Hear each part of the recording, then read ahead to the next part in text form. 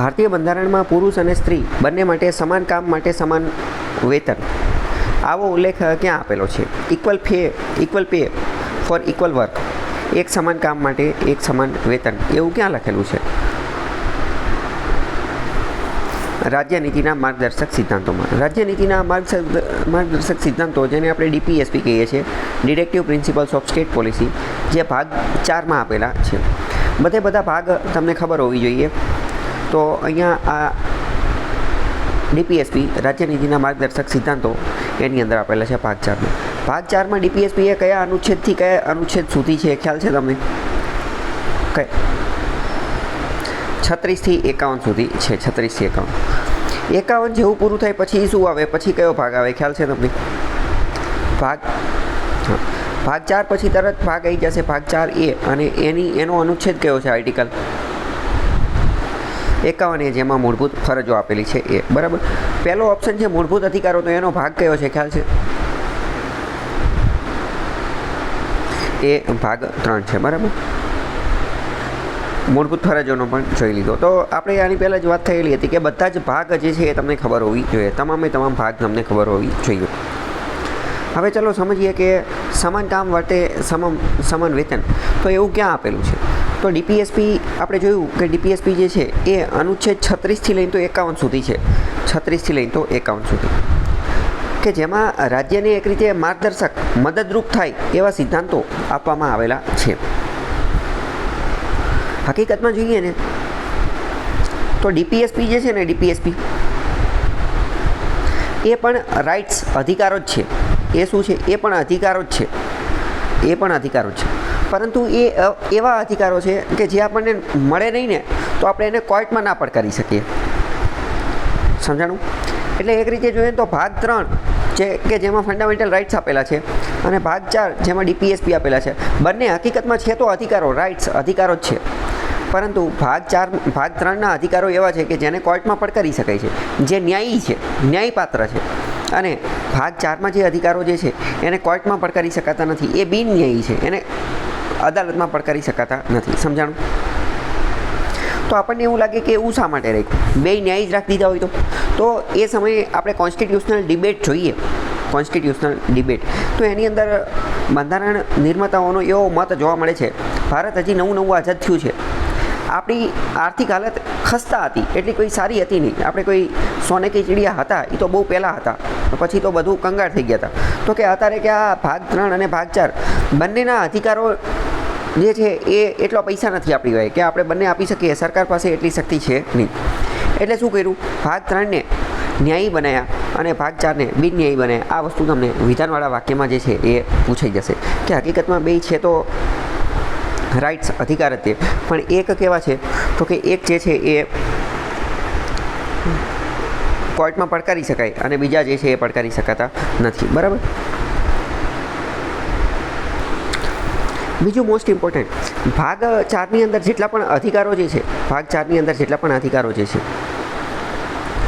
તો એ મોટે ભાગે એવા અધિકારો છે કે જે વેલફેર સ્ટેટની ભાવનાને ચરિતાર્થ કરે છે. વેલફેર સ્ટેટ એટલે શું? તો કે કલ્યાણકારી રાજ્ય બનાવવાની ભાવના જે છે એને ચરિતાર્થ કરવાવાળી વસ્તુ કોની અંદર છે? તો કે ભાગ 4 DPSPની અંદર. આ વસ્તુ હું તમને એટલા માટે કહું છું કારણ કે એ વિધાનવાળા વાક્યમાં જે છે એ પૂછાઈ શકશે. જ્યારે ભાગ 3 જે મૂળભૂત અધિકારો જે છે એ કેવા છે?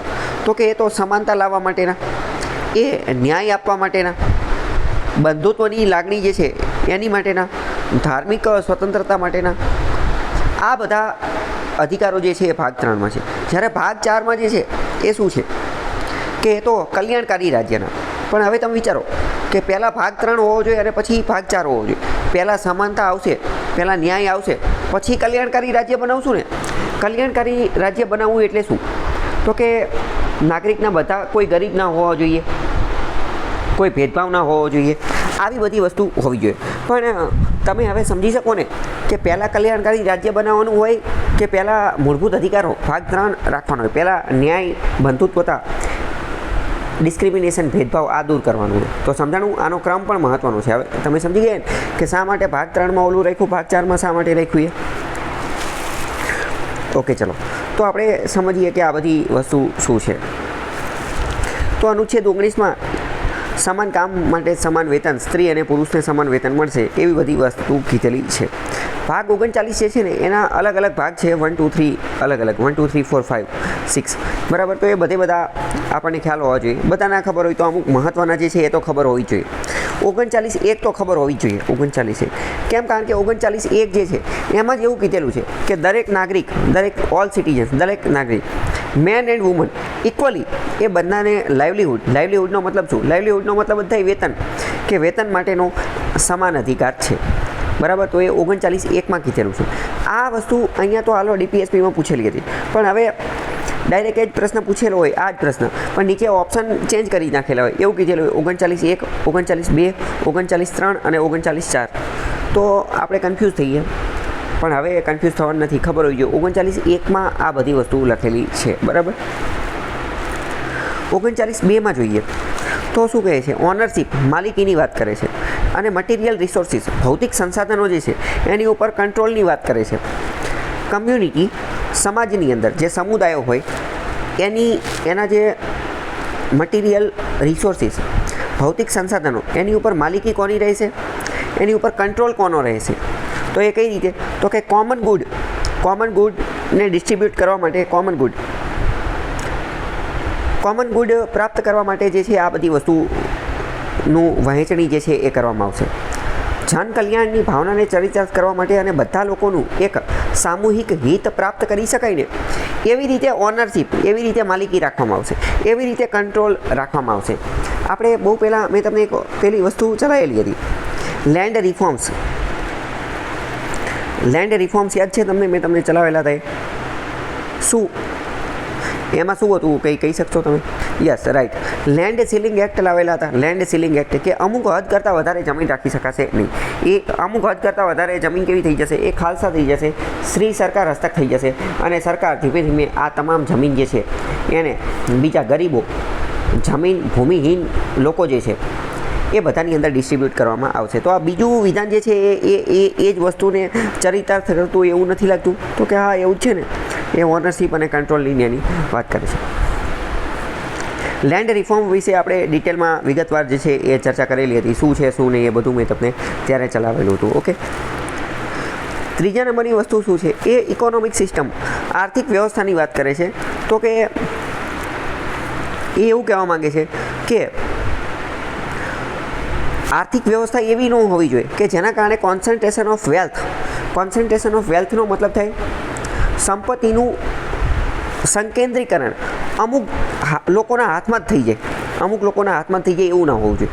અથવા કોન્સન્ટ્રેશન ઓફ વેલ્થ, સંપત્તિનું સંકેન્દ્રીકરણ જાહેર હિત માટે ડેટ્રીમેન્ટલ, ઘાતક થઈ જાય એવું પણ ન હોવું જોઈએ. મતલબ સમાનતા લાવવાની વાત કરે છે. માની લો કે ગામમાં 1000 લોકો રહે છે, પણ એવું ન હોવું જોઈએ કે ગામની તમામ સંપત્તિ જે છે એ 2-3 લોકોના હાથમાં જ છે. તો આ એની વાત કરે છે કે કોન્સન્ટ્રેશન ઓફ વેલ્થ, આ કીવર્ડ સમજો. કોન્સન્ટ્રેશન ઓફ વેલ્થનો મતલબ શું? કે બધી સંપત્તિ સંકેન્દ્રિત થઈ અને કોઈ 1-2 વ્યક્તિના હાથમાં જતી રહેવી જોઈએ નહીં. તો આ લાગણી, આ જે ભાવના જે છે એ પણ વેલફેર સ્ટેટ માટે હોવી જોઈએ એવું લાગે છે ને? તો એ ભાગ 3માં કીધેલું છે. પણ તમને શું લાગે અત્યારે એવું જોવા મળે છે? તો કે અત્યારે તો ઇનઇક્વાલિટી, અસમાનતા સૌથી વધારે જોવા મળે છે. ઓક્સફામનો રિપોર્ટ એવું કહે છે, ઓક્સફામનો ઇનઇક્વાલિટી રિપોર્ટ જે છે એ એવું કહે છે કે ભારતના 1% ધનિક લોકો જે છે ને, 1% ધનિક લોકો, એની પાસે ભારતની 40% સંપત્તિ છે. 40% સંપત્તિ ઉપર કેટલા? 1% ધનિક લોકોનો અધિકાર છે. અને બોટમના 60% લોકો જે છે ને, બોટમના 60% લોકો એટલે કે અત્યંત ગરીબ 60% લોકો ભારતના, એની પાસે માત્ર 1% સંપત્તિ છે. તો આ ઓક્સફામનો ઇનઇક્વાલિટી રિપોર્ટ જે છે ને એ એવું કહે છે. મતલબ કે અસમાનતા તો ઘણી વધારે વ્યાપક માત્રામાં જોવા મળે છે. આ મેં તમને શા માટે કીધું? તો આ ડેટા જે છે એનો તમે અમુક જગ્યાએ ઉપયોગ કરી શકો છો. કઈ જગ્યાએ? તો કે કોઈ નિબંધ પૂછાયેલો હોય અથવા કોઈ ક્વેશ્ચન કે એવું પૂછાયેલું હોય એની અંદર ખાસ કરીને ઇન્ક્લુઝિવિટીની વાત કરેલી હોય, સમાવેશિતાની વાત કરેલી હોય, તો એની અંદર તમે આ ડેટાનો ઉપયોગ કરી અને લખી શકો છો કે સમાવેશી વિકાસ થવો જોઈએ, ઇન્ક્લુઝિવ ડેવલપમેન્ટ થવું જોઈએ. સમાવેશી વિકાસ. તો સમાવેશી વિકાસનો મતલબ શું? કે દરેક તબક્કાનો વિકાસ થવો જોઈએ. દરેક તબક્કા એટલે કયા? તો કે ગરીબ, અમીર, સ્ત્રી, પુરુષ, બાળકો, વૃદ્ધો, અત્યારે તો LGBTQ જે છે એ વ્યક્તિઓ પણ આવી જાય, વિકલાંગો પણ આવી જાય. તો આ તમામ કોઈ પણ બાકાત ના રહી જવું જોઈએ, કોઈ પણ જે છે પાછળ રહી જવું ના જોઈએ. બરાબર. એટલે ગાંધીજીએ તો એની માટે અંત્યોદય અને સર્વોદયનો સિદ્ધાંત આપેલો છે. અંત્યોદય એટલે શું? તો કે રાશન લેવા ઊભેલા છે અથવા કોઈપણની લાઇનમાં ઊભેલા છે એવું સમજો, કોઈપણની લાઇનમાં ઊભેલા છે તો સૌથી છેલ્લે જે વ્યક્તિ ઊભેલો છે ને એને પણ અન્યાય ન થવો જોઈએ, એની હારે પણ અન્યાય થવો જોઈએ નહીં. અને સર્વોદય એટલે શું? તો કે બધાનું હિત, બધાનું ઓલી વસ્તુ જે છે ને કોઈને અન્યાય થવો જોઈએ નહીં. બરાબર. તો સર્વોદય અને અંત્યોદય આ કીવર્ડ મહત્ત્વના છે. તો અત્યારે મેં તમને જે કોઈ પણ વસ્તુ કીધી કે Oxfam report, inclusive development, Oxfam રિપોર્ટના એક અત્યંત મહત્ત્વનો ડેટા મેં તમને કીધો. અને સર્વોદય અને અંત્યોદય આ બધી વસ્તુનો ઉપયોગ તમે નિબંધમાં અને એમાં કરી શકો છો. મેઇન્સમાં એમાં આ તમને સારું જે છે એ કામ લાગી શકે. અને એને તમે આર્ટિકલ 39 39(3) સાથે પણ જોડી શકો છો. 39(3) સાથે સમજાણું કે ન સમજાણું? બરાબર. જ્યારે ભારતનું બંધારણ બનવાનું હતું ને, બંધારણ બનાવવાનું હતું તો બંધારણ સભાના બધા સભ્યો જે છે એ ભેગા થવાના હતા. ચલો હું તમને એક ક્વેશ્ચન પૂછું, શું ગાંધીજી બંધારણ સભાના સભ્ય હતા કે નહોતા? તો કે ગાંધીજી બંધારણ સભાના સભ્ય ન હતા, કારણ કે એમને તો આ કોઈની અંદર રસ હતો નહીં. પણ જે અમુક ગાંધીજીના અમુક ફેન, ગાંધીજીના અમુક જે ચાહકો હતા એ સભ્ય હતા, જે ગાંધીવાદી વિચારધારામાં માનતા હતા. તો એમને ગાંધીજીને જઈને પૂછ્યું કે અમે હવે કે દેશ માટે અત્યંત મહત્ત્વનું બહુ મોટું કાર્ય કરવા જઈ રહ્યા છીએ. તો કે એ બહુ મોટું કાર્ય કયું હતું? એ કે બંધારણ બનાવવાનું કાર્ય છે. તો કે અમે એ કાર્ય કરવા જઈ રહ્યા છીએ તો અમારા હાથે કોઈ અશુભ ન થઈ જાય, અન્યાય ન થઈ જાય અને કોઈ પ્રોબ્લેમ ના થાય, એની માટે તમે અમને કંઈક સલાહ અને માર્ગદર્શન આપો. તો ત્યારે ગાંધીજીએ એવું કીધું હતું કે હું તમને તાલિસ્માન આપું છું. તાલિસ્માન અંગ્રેજી શબ્દ છે, જેને ગુજરાતીમાં કહે કે હું તમને તાવીજ આપું છું, હું તમને 2 તાવીજ આપું છું, 2 તાવીજ. તો ઓલાએ કીધું કે ગાંધીજી તમે તો કે સાયન્ટિફિક ટેમ્પરામેન્ટને એ બધામાં માનવાવાળા છો અને કે તમે કે શું આ અંધશ્રદ્ધાની આ દોરા ધાગા તાવીજની વાતો કરો છો, તમે ક્યાં અંધશ્રદ્ધાની વાત કરો છો? તો ત્યારે ગાંધીજીએ કીધું કે હું આ અંધશ્રદ્ધાવાળા તાવીજની વાત નથી કરતો, હું આ અન્ય તાવીજની વાત કરું છું. અને એ 2 જે તાવીજ આપ્યા એ તાવીજ એટલે જ તો સર્વોદય અને અંત્યોદય. ખ્યાલ આવ્યો કે નહીં? સર્વોદય અને અંત્યોદય એટલે શું એ પણ ખ્યાલ આવી ગયો ને? કે અને ત્યારે એમને એમ કીધું કે તમે જ્યારે કોઈ પણ કાયદો બનાવતા હોય, કોઈ પણ પ્રોવિઝન, કોઈ પણ જોગવાઈ વિશે જો ચર્ચા કરવાની હોય, કોઈ પણ કાયદો, કોઈ પણ રૂલ્સ રેગ્યુલેશન્સ જે તમારે ઘડવાનું હોય, બંધારણની અંદર તમારે જે કોઈ પણ વસ્તુ ઘડવાની હોય તો એમાં તમે હંમેશા એ વસ્તુનું ધ્યાન રાખજો. કયું? તો કે અંત્યોદય. લાઇનમાં અંતમાં ઊભો રહેલો વ્યક્તિ રહ્યો ને એને ધ્યાનમાં રાખી અને તમે કાયદો બનાવજો. જો એને ધ્યાનમાં રાખી અને કાયદો બનાવશો અને જો એને અન્યાય નહીં થાય ને તો એ આખા સમાજના તમામ તબક્કાને જે છે એ લાગુ પડશે. ખ્યાલ આવ્યો કે ન આવ્યો? બરાબર. ચલો ચોથા નંબરનું જે છે એ પણ સેમ એની જ વાત કરે છે કે equal pay for equal work for both men and woman.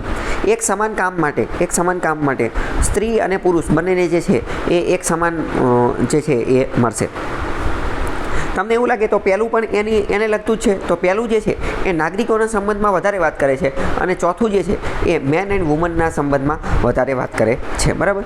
5મા નંબરનું જે છે એ વર્કર, મજૂરોના અધિકારો એની માટે છે. છઠ્ઠું જે છે એ બાળકોના અધિકારોને એ બધાની માટે છે, પણ એ બધા એટલા કામના છે નહીં, પણ ઇન શોર્ટ આપણને થોડો ઘણો આઈડિયા હોવો જોઈએ. બરાબર. તો આ બધું અનુચ્છેદ 39ની અંદર આપેલું છે. ખ્યાલ આવ્યો કે નહીં? આટલામાં કંઈ ડાઉટ હોય તો પૂછો.